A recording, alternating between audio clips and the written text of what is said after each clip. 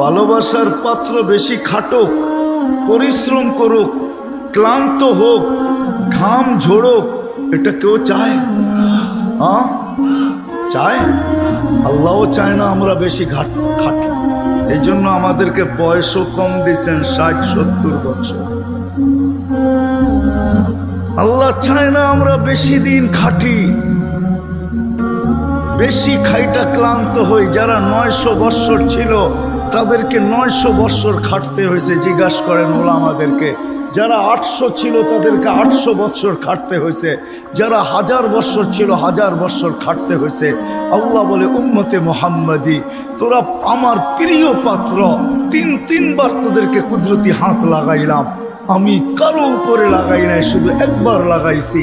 তোরা আমার প্রিয় পাত্র, তোরা বেশি দিন খাটিস এটা আমি চাই না।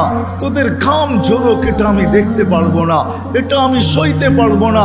এই জন্য তোদেরকে 60-70 বছর বয়স দিলাম। মনে হয় বুঝাইতে পারি না। আল্লাহ আমাদের বেশি খাটা পছন্দ করেন না। আবার 60-70 বছর দিয়েও মনে হয় ভাবতেছিলেন এটাও মনে হয় বেশি হয়ে গেছে, বেশি। এটাও বেশি। তারপরে আবার 15 বছর বাদ দিয়া দিছেন।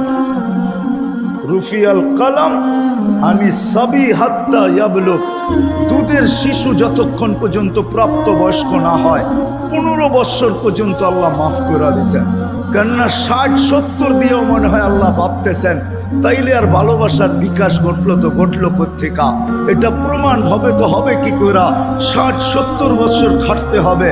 না না না না, আমি 15 বছর বাদ দিয়া দিলাম, 15 বছর মাফ।